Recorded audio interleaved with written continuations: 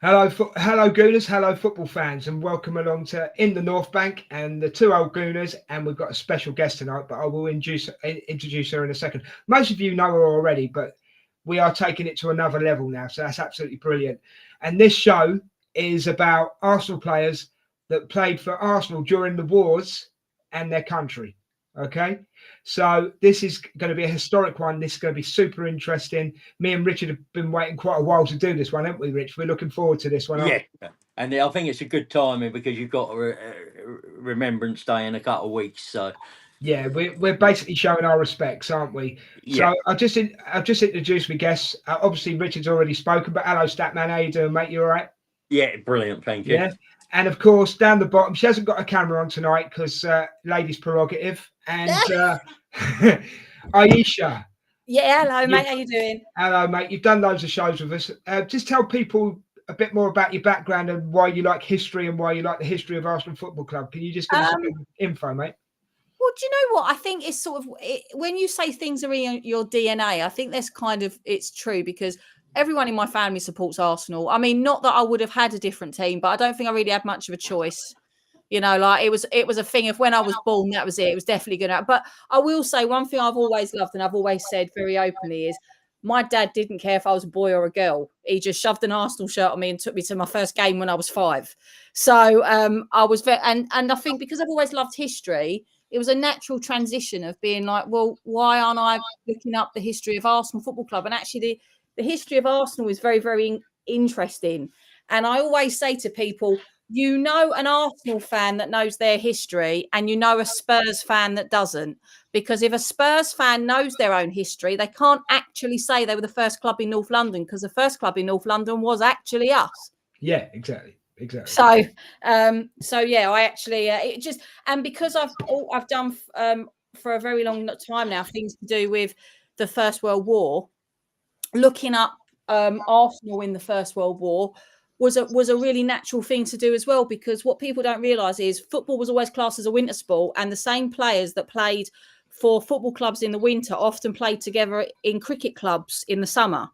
And the one that was very much the team that a lot of football players went to was the Middlesex Regiment. And the Middlesex Regiment actually had a footballing battalion because of that. And so when I started researching that, I found that there was a lot of Arsenal players. And it's really interesting because there's not only a lot of Arsenal players, there's a lot of Tottenham players, and there's a lot of times in the First and Second World War where the rivalry was totally put to one side. Yeah. During war, and you get some really unusual and possibly slightly awkward for the modern fan moments where we've very much shared a history. Yeah. Well, thank you for that, Aisha. That sort of gives people a bit of a background on what you're all about. And I know you love your history, don't you? And we've got you on tonight as well because end of the day, in the future, we're planning on doing a Arsenal history show with you. Am I right in thinking it's going to be a match in history kind of thing? Is that right? Yeah, it's going to be a mix. So there's I'd like to do a lot more about the players. There's so many different things I want to do. Like I want to do more about the players. I want to do did you know this match in history was this, and obviously pulling on the stuff to do with majority of the First World War, because that's where my area of study really is. But I'd like to look a bit more of how football, the connotations between football and warfare, because even down to the language used, like the pitch is known as no man's land. I mean, you have that someone's created a really amazing website which I use at school. I can't remember what it is off the top of my head, but it's a list of really famous battles in the First World War, and then a list next to it of Premier League football grounds with the similar capacity to the casualties lost on that particular match. All right, yeah. So a particular battle, and it's really it gives you a real, especially when you're teaching secondary school kids, such a perspective of the loss just by looking at the ground and going, did you know this particular day is like for example, the first day of the Battle of the Somme is pretty much to capacity of the Emirates, right, of just missing, lost, or killed. So it's quite amazing to think of it that way. So that's sort of things I want to do, little sort of did you know bits and pieces and stuff like that. Right, so that's great. I look forward to doing it. I am actually looking forward to doing it. And before we go any further, I just want to say, setting up for this top 5 of Arsenal players that played for Arsenal for their country during the war, I've really actually enjoyed it. And I know Richard has as well, haven't you, mate? Oh, I love my research, and so this was Right up your street. something I enjoyed a lot. Yeah. So this is how this is going to work, guys. It's exactly the same format as what me and Richard usually do, top 5. So if you're watching this later or listening to this on a podcast, because this is going out on podcast as well, Aisha, yeah? So if you're listening to this on a podcast later on, don't forget, either agree with us, disagree with us, we really don't mind, or put in a new top 5. This is the top 5 from all 3 of us, right? So you can either agree, disagree, or put in your own top 5. We really don't mind. That's what it's all for. And do you know what it is, Aisha, before I quickly move on? Me and Richard, not only does this give me and Richard a chance to talk about Arsenal and what we love, but it also, we treat it as trying to educate people and to look at Arsenal in a different way, or look at, go back into the history and have a look at what Arsenal was all about. So it's even though it's something that we love, we treat it as an educational thing as well, Yeah. So I get it. That's exactly how I feel. Are you ready to go, Aisha? Are you ready to go? I am ready to go. Now, do you want me to just read them out, or do you want me to give some background to each one? I want one at a time and read out some background. We don't mind, because Richard will do the same, and if I can as well, I'll do the same. But remember, it's one at a time. So I'm going to ask, because you're the guest, Aisha, who is your number 5 of the top 5, please? My number 5 is actually someone called Lee Richmond Roos. Cool. Nobody else got him? No, I've got him. So give us some background on him, please, sweetheart. So he was a goalkeeper.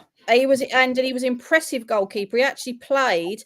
So of all the teams he played for, 5 are still currently in the Premier League. Right. So he played for Arsenal, Aston Villa, Fulham, Everton, and Sunderland. He also played for Celtic.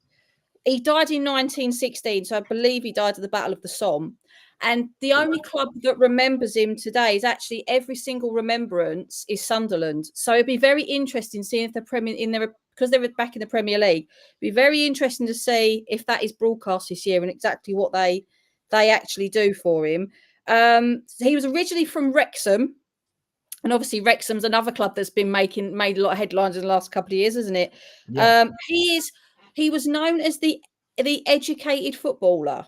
So totally breaking down barriers about, that footballers had to be thick and whatever because they just were good with their feet. He actually went to the University of Wales. He was from a middle-class family, and his family were really not very impressed that he went into football. He joined the Royal Fusiliers, the City of London Regiment, as a Lance Corporal because he had a university background, and he went to France. And on the 7th of October, he left his trench. He was assigned to stepped out to defend the French village of I think it's Cordaire, but if anyone's listening knows better French than me, that'd be brilliant. Like 200 of his fellow comrades, he was never seen again. So nobody knows what happened to him. But of the time, he was like a celebrity goalkeeper. So he was an incredibly good goalkeeper, but he was also incredibly charismatic, incredibly good looking and educated. So he was a bit like, I suppose, the David Beckham of his day. And he deserves a recognition, doesn't he? Yeah, he does. Yeah. I've put him at number 5 because his career at Arsenal wasn't hugely long. No. But I also think there is so much more to look at with this story of the fact that he's one of them that has never been found. So that's something we could touch on another show, Aisha. Do you know what I mean? Yep, he's commemorated. I'm pretty sure. Yeah, at the Teepville Memorial to the Missing in the Somme. Right. Which I have a picture of his name on the memorial because I actually went looking for, of the 5 that I have on my list, I have been to either where they are buried or where they are remembered because they were never found. So it's quite a personal list. Fair enough. That's absolutely brilliant. Right, Richard, who's your number 5, bro? Mine is Billy Blythe. He joined us in 1914 as an inside left, played 12 games before the competition stopped for World War One. He he joined the Royal Army Service Corps. He is believed to have served overseas, but there's no definite proof, as there are no service records available for him. He returned after the war and played one game for Lanark before returning to us, playing 9 more seasons. Okay, cool. Is there any more you want to give us? No, that's that's all I could find on him. That's fine. That's absolutely fine. We're a bit. I must admit, I'm a bit restricted to Wikipedia, if I'm absolutely honest with you, because I didn't know what to use to look for these guys. But that's brilliant, Rich. Nice one. So my number 5, I've actually gone for someone different. I'm glad we've all picked someone different. Okay, because we're showcasing more people, if you know what I mean. So for me, it's Benjamin Albert Beanie, born on the 21st of February 1887. Died on the 20th of April 1915, 28 years old, so still a young lad. He died in Belgium, West Flanders. Now I can't tell you what war or anything like that, because as I say, I'm new to this, so you'll have to excuse my naivety a little bit. He played as a forward. He started at Hastings and St Leonard's. He then went on to that was in 1906 to 1909. He then went on to Woolwich Arsenal, which is the Arsenal, 1909 to 1910. He only played for a year. He made 16 appearances. He scored 6 goals. And then in 1910, he went to Carlisle United. And then in 1910 to 1911, he went to Bury. And yeah, as I say, he died in Belgium in 1915. He served as a corporal of the Royal Engineers during the First World War. There we go. And he died of his wounds in West Flanders. So there you go. He's my number 5. Sorry, that's really interesting. Say again, Don? That's really interesting. I won't tell you why right now. Yeah, okay. Well, you can do, because I've finished my bit. So if you want to go into it, you can do. I've got him on my list, but he's not as you know, he's not number 5. Okay, where have you got him? I've got him at number 2. Have you got more that you can tell people? Yep. That's it. That's where he's buried. That's fine. When you get to your number 2, you can give them the rest of what you know. Yeah, is that all right? I can do that, no problem. Okay, so we're now going on to number 4. Aisha, who is your number 4? My number 4 is somebody called Thomas Farrell. No, I haven't got him. Have you got him, Rich? No, I haven't got him as well. Aisha, fill your boots. Okay, so Thomas Farrell, there's actually quite a lot of information on him. There is photos. I can put them. I've got photos for every single one of mine, and I can put them. I'll put them for you guys to put on here if you want to, or put on wherever. We can put it on social media. But he's actually a really interesting one, especially when you think about the rivals with us with football now, because he actually played for Arsenal and Manchester City. All right. He accumulated quite a few starting appearances for both clubs.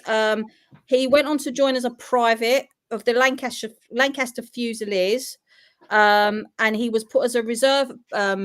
He was put in the reserves and was actually originally sent to a battalion near Hull. He was then posted with the 1st Battalion to Gallipoli in 1915 before being transferred to France with the 29th Division on March the 28th, 1916, in preparation for the Somme offensive. So quite a few of mine actually ended up at the Battle of the Somme. And actually quite a lot of Arsenal players did end up at the Battle of the Somme because, like I said to you before, they were part of the Middlesex Regiment. And the Middlesex Regiment played a massive part in the offensive of the Battle of the Somme. He actually ended up being part of a really famous battle that took a place called Beaumont Hamel, which was mostly Canadians, which is quite interesting.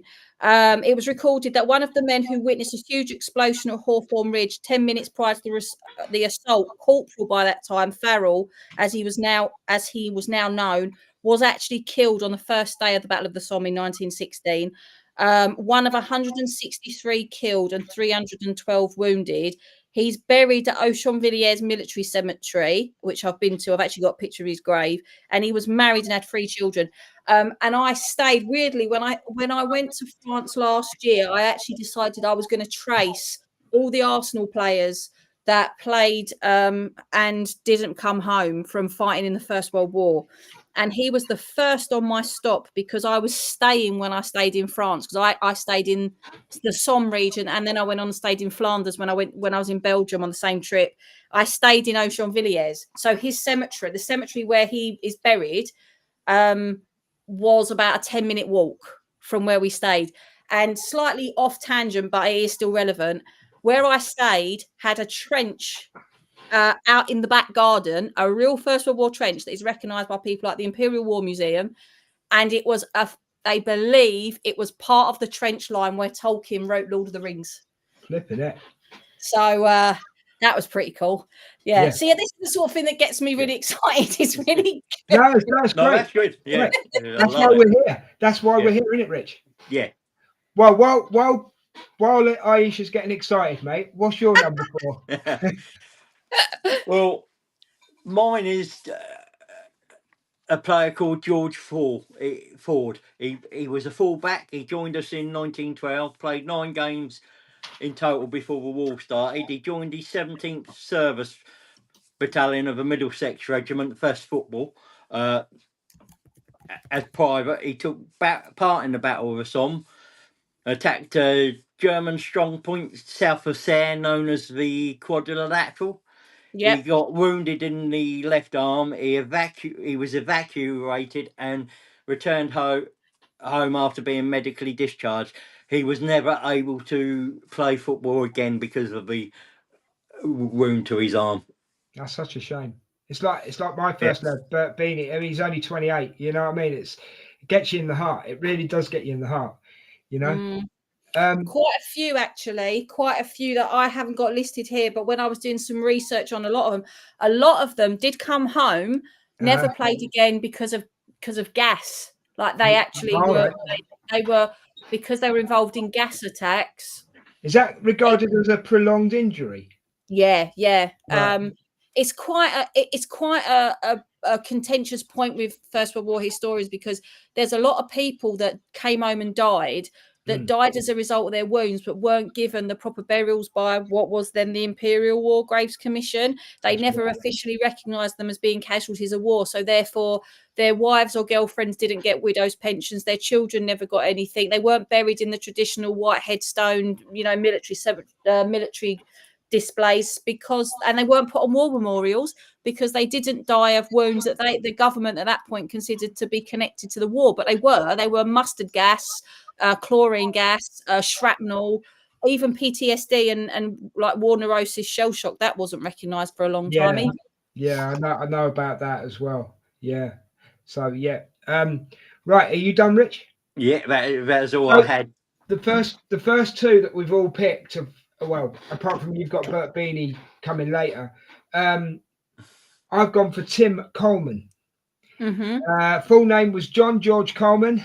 Date of birth was 26th of October 1881 in Kettering.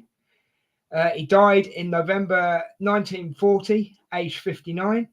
His position, again, I think they'd be going for forwards here, but this lad just really interested me.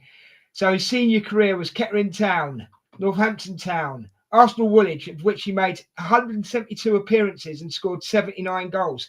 That would be up there today with the players of today, wouldn't it? Yeah. You know what I mean? That was in 1902 to 1908. He played for us for 6 years. He played for Northampton for a year. After us, he then went on to Everton, played there for 2 years. He played at Sunderland after that for a year, where he made 32 appearances and scored 20 goals. In Everton, he played 71 appearances and scored 30 goals. He then went on to Fulham. He got around a bit, this lad, I'm telling you guys. From 1911 to 1914, made 94 appearances and scored 45 goals. He then went on I'll get to the end in a minute, I promise. He then went on to Nottingham Forest in 1914 to 1915, made 37 appearances and scored 14 goals. He then went on loan to Queen's Park Rangers, made 6 appearances and scored 2 goals. And then in 1920 to 1921, he went to Tunbridge Wells Rangers, made 37 appearances, scored 39 goals. He got 1 cap for England in 1907. He then went on to be a manager. So this guy has done it. He managed Maidstone United reserves, SC. I'm gonna murder this. ENSCHEDE. So wherever you pronounce that. And a shed, yeah. Cheers. And then and then he was there until 1932. This guy could actually stand with any team of today. I've got to be quite honest with you. I think he deserves some recognition. He made 172 appearances for Arsenal and scored 79 goals. The man deserves every plaudit. So Tim Coleman, not only please rest in peace, but thank you for playing for the Arsenal and doing what you did. Okay, we're gonna move on to our number 3 now, guys. Aisha, your number 3, lovely. My number 3 is again, it's called Lance Corporal Robert Houston. Now, Robert Houston's an interesting one because even if you Google top Arsenal players in the First World War, he doesn't come up on the list. However, one of the reasons my list is probably should have said this before. My list is ever so slightly different. I've noticed that you two guys are concentrating a lot on the actual stats of what they're playing and whatnot. I've obviously got bits and pieces of that. My 5 are based on the ones that I actually went to last year, and I've put them in the order of their importance to Arsenal. Fine. That's your way of doing it. Me and Richard have got our way. That's your way of doing it. No, but I think it makes it more interesting because we're all coming in from different points, collating our top 5. So it's actually really good. Fair point. Yeah, I will say he was top of my list. So who's that? Who is it again? Robert Houston. He's topping for your list. Yeah. Right. So do you want Aisha to say it all? Yeah. I'll let Aisha just run with it. So run with it, Aisha, and then Richard. We'll get to Richard when he can go with the goals and everything. If you have you got the goals and everything, Rich? No, I didn't for him, but that's fine because that's fine. It's just nice to know a bit more about history rather than of course. What he did for the country as well, isn't it?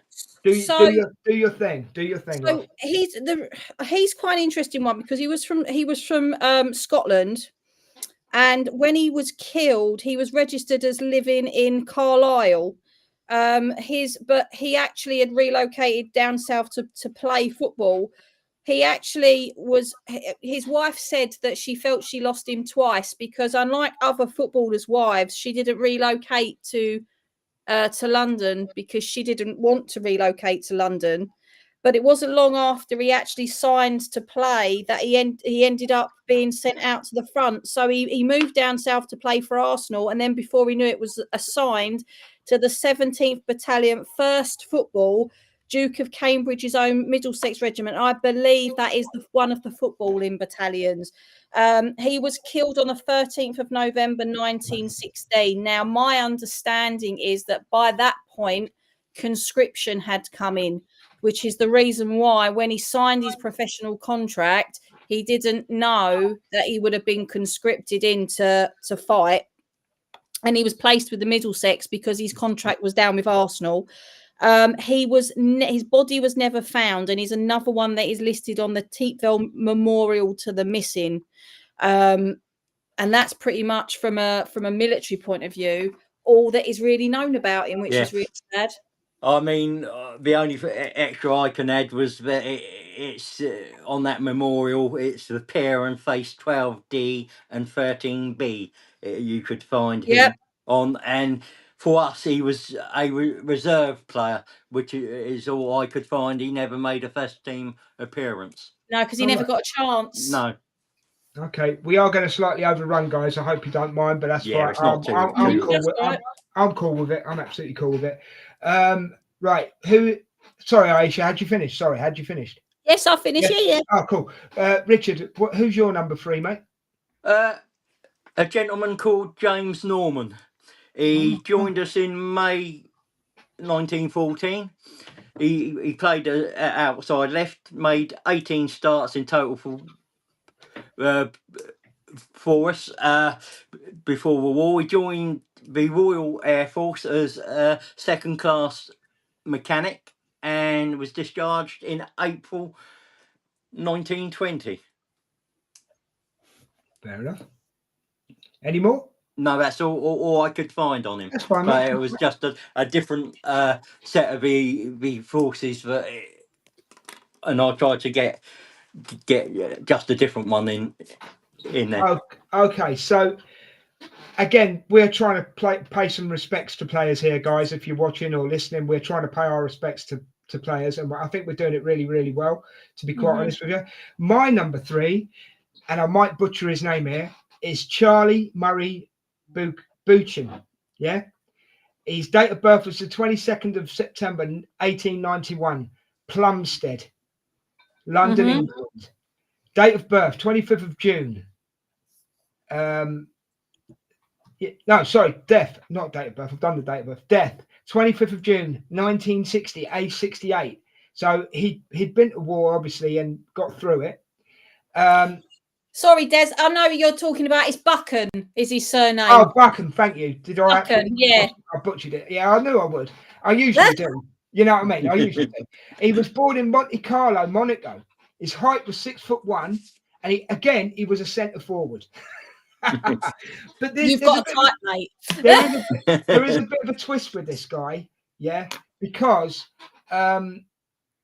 he played for he joined Arsenal in 1909, 1910, but didn't make any appearances.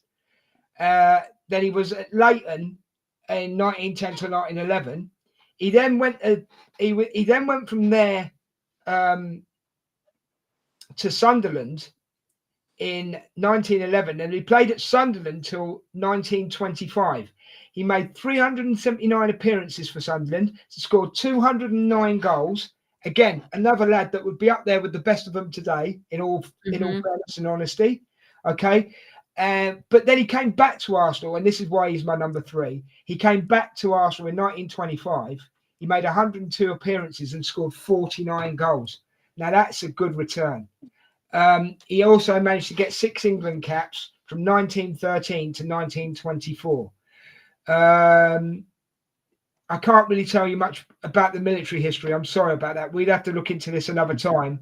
You know what I mean? So, but I just wanted to pay some respects to Charles Buchan and Charles Murray Buchan, and that's why he's my number 3. And he goes there because he actually played for Arsenal twice, and obviously didn't get his opportunity in the first go, but as I say, 102 games and 49 goals, that's pretty impressive. And 6 caps for England at that point is also bloody impressive, because exactly. if you think about it, there were for 4 of those years till up until 23, there was no football. So he would have really only started probably playing against the 1920 season. So to be able to jump back in there and get them caps is pretty impressive.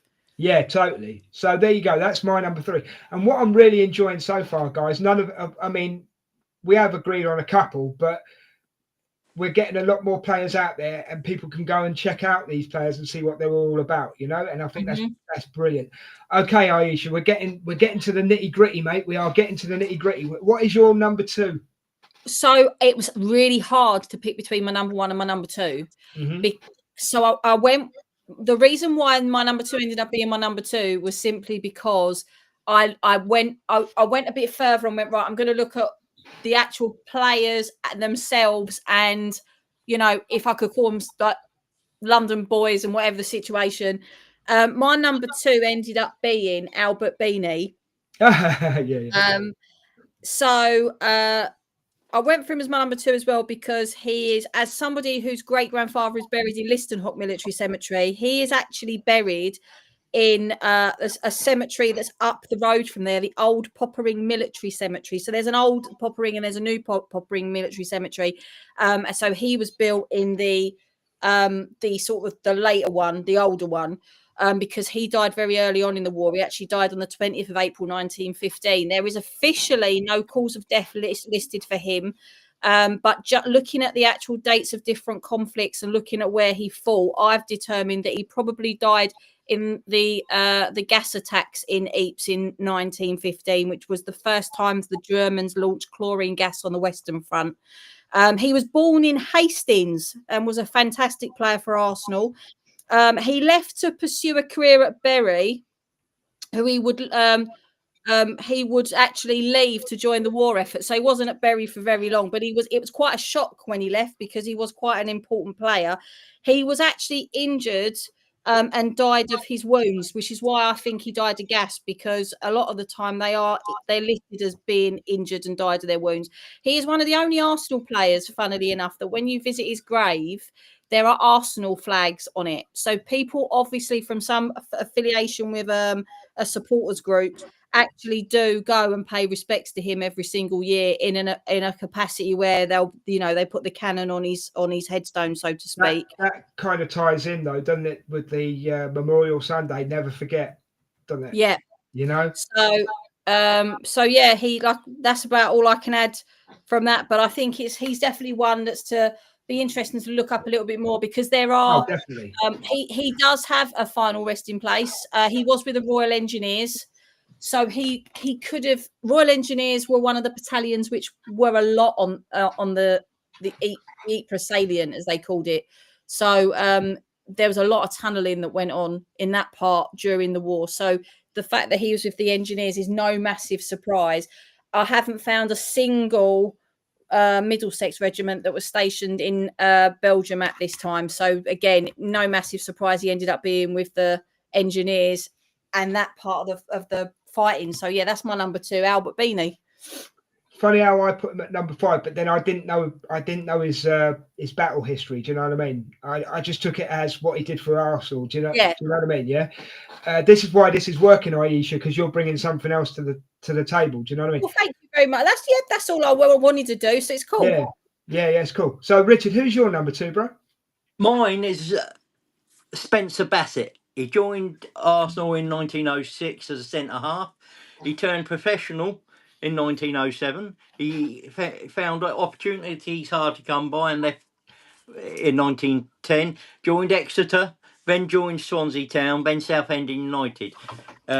He joined the Royal Garrison Artillery. He advanced towards the Hindenburg line to provide heavy artillery for an attack on the village of Bulcourt, and on the April 1917 was wounded, and he eventually died. He's buried at Pozieres British Cemetery.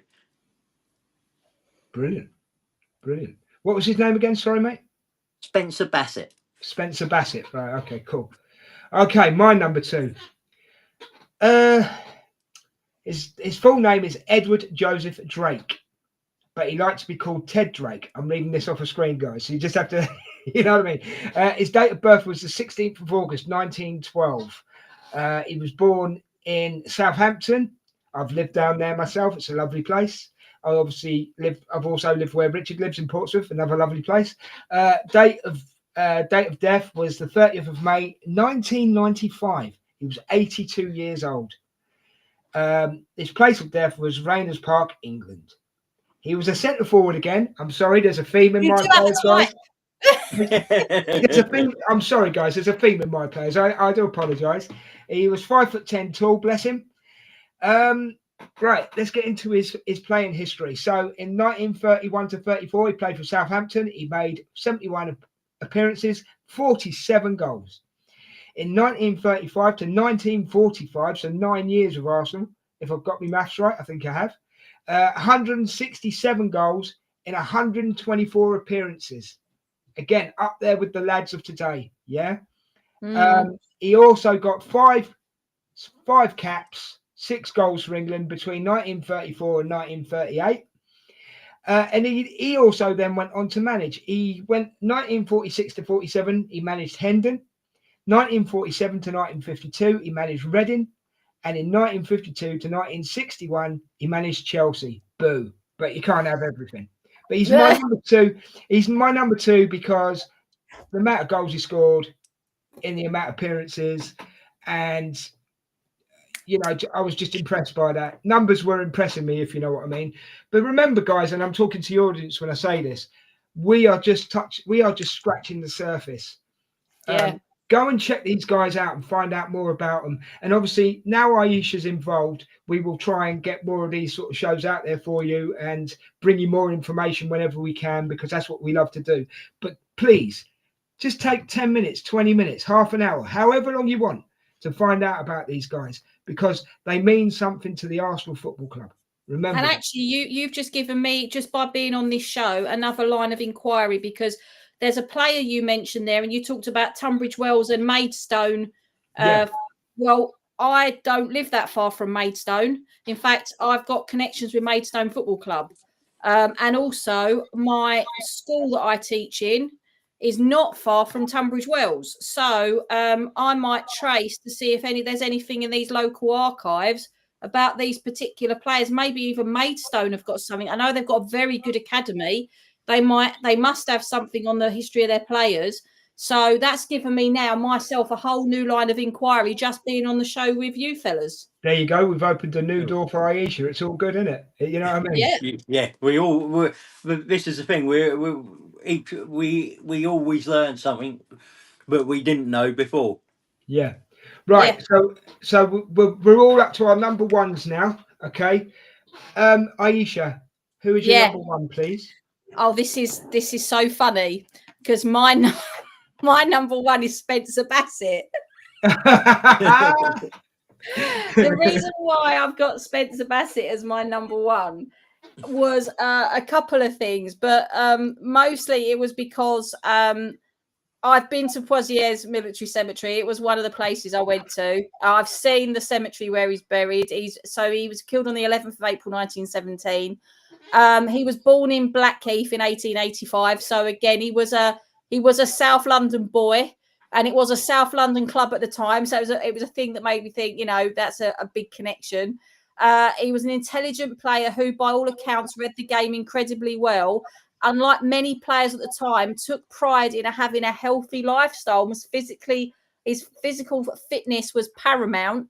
He didn't smoke, he didn't drink, and he much adopted a Wenger-like approach to the modern game, which has been said about him. At the outbreak of the war, he was a gunner. He was with the Royal Artillery. So I thought that definitely made him my number one. Bassett enlisted in the Royal Garrison Artillery, which was known as the RGA at Woolwich. So again, the Woolwich Arsenal, on the 10th of December 1950, before being posted to number 1 Depot RGA. Following a brief period at the 18th Company RGA, he was posted as a siege battalion on the 30th of May 1916 and prepared for deployment overseas. The battery then joined the 15th Heavy Artillery Group. So he was involved in he was a real gunner. I mean, that's why he made my number one. He was a gunner, quite literally. It's a passion, isn't it? It's a passion. Somewhere around the 7th of August 1916, before moving to the 36th HAG on the 10th of September 1916. There was also combat on the 27th of December 1916. Bassett was appointed as acting bombardier. By April 1917, Bassett and the battery were transferred to basically support the Anzacs. And it was there at the advance on the Hindenburg line that sadly he actually was wounded and died of his injuries, and he was just 32. So he was what I found in my research, these young players were professional sportsmen. They didn't know how to handle a gun. They didn't know what they were doing on the battlefield. They threw themselves in for king and country, and they did as best as they could. But it's one of the things that made Bassett my number one was he gave as much on the pitch as he did on the battlefield. He actually rose the ranks. He went, right, I can't play for my club, so I'll fight for my country. And that was why he ended up being my number one. But it was very tough between him and Albert Beanie. Great choice. Honestly, great choice. Richard, you're number one, mate. Well, Aisha's already mentioned Robert Houston, and so there's nothing else I can add. I added my bit there, so it's straight on to you. Are you cool with that? Yeah. Yeah, of course. Okay. It's just. And can I just say, I'm so proud because I picked a number one that you two haven't. Do you know what? When I started doing this with you guys, I was worried that I'd pick loads that you two had already picked. So I feel quite proud of myself. So I've gone for drum roll, please. I've gone for Clifford Sidney Bastin. full name, that's his full name. Obviously, Des, you've just said it. Date of birth, 14th of March, 1912 in Exeter, England. His date of death was 4th of December, 1991. He lived to the age of 79. As I say, guys, I can't give you the military background because I haven't gone into it that deep on his Wikipedia. So I have to give you what he did for Arsenal. But this is something we can touch on later on, and we can really look into their military history and tell you more if you want to know more. You know what I mean? But anyway, back to what I was saying. Slight position change, guys. He was a left winger. Oh, Yeah. I'm breaking tradition. So in 1926 to 1929, he played for Exeter City. He made 17 appearances, scored 6 goals. And this is why he's my number one. Okay, I've got to be absolutely honest with you. This is why he's my number one. 1929 to 1947. Not Woolwich Arsenal, the Arsenal. Okay, 395 appearances and 178 goals for Arsenal. That's impressive. that is very impressive. Especially of that time as well. Do you know what I mean? Oh, yeah. Because football was a lot different back then. The ball was a lot different. The boots were a lot different. And he also made 21 appearances for England between 1931 to 1938, and he scored 12 goals. And Cliff Baston, to me, well, anyone we've mentioned in this show tonight, they're all absolute legends. Any of these guys, even though we've done a top 5, they could be of any positions in these top 5s in their own right. Yeah. Do you two guys agree? Yeah. Yeah. Oh, I I mean, think it's 100% because between myself and Rich, we've interchanged them, showing that, you know, they could, like you say, they could be absolutely anywhere. Yeah. So there we go, guys. That is our top 5s, right? Aisha, thank you for bringing something different to the show. No problem. We love you for it. Richard, me and you, we're always doing this stuff, aren't we? yeah, Right, guys, I've got to be totally honest with you. We've absolutely overrun, but you know what? It was worth it. Yeah. I've got to say it was worth it. And before we go, because I'm going to close this one down in a second, to all the men that we have mentioned, thank you for your service. Thank you for your service to Arsenal, and genuinely, we salute you. All right, and may you rest, and may you rest in peace. Okay, right, Aisha. Before we go, is there anywhere people can get in touch with you if they want to talk history or just talk Arsenal? Is there anywhere anybody can get in touch with you? On Instagram, I'm the teaching historian. And on Twitter, I am just Aisha Fennelly.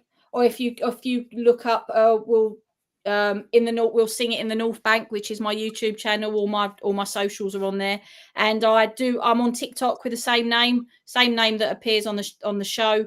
And I'm going to start to do a lot more of which I was talking to the lads before come on, a lot more of the on this day in Arsenal history, we played this match and this was the stats and sort of going back. I mean, I've got some really nice First and Second World War ones that I want to do, which will be coming soon. I started doing them last year, but unfortunately, well, not unfortunately, I had a baby, so didn't really get much time to do them, but they will be. Yeah, that's not unfortunate, Aisha. No, he's definitely not unfortunate.